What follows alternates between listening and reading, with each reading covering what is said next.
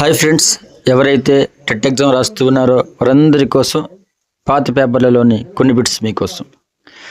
లక్ష్మి అనే 9వ తరగతి విద్యార్థిని శంకువు ఏటవాలు ఎత్తును నిర్వచించింది.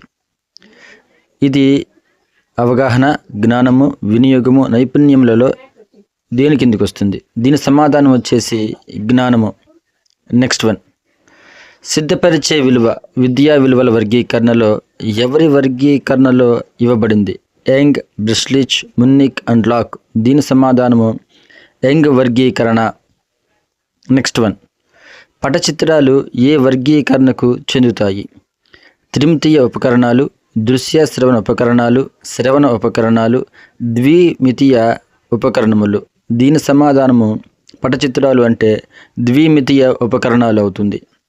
నెక్స్ట్, సమ్మేటివ్ అనే పదానికి మూలము సమ్, సమ్మేషన్, టోటల్ లెర్నింగ్. దీని సమాధానం వచ్చేసి సమ్.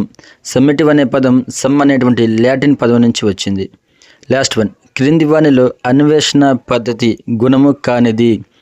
విద్యార్థులకు అమితమైన ప్రోత్సాహాన్నిస్తుంది, తక్కువ సమయంలో పూర్తి చేయవచ్చు, జ్ఞానేంద్రియ శిక్షణకు అవకాశం ఉంటుంది, స్వీయ అభ్యసన అలవాట్లు పెరుగుతాయి. నెగిటివ్ అడిగారు కాబట్టి తక్కువ సమయంలో పూర్తి చేయవచ్చు.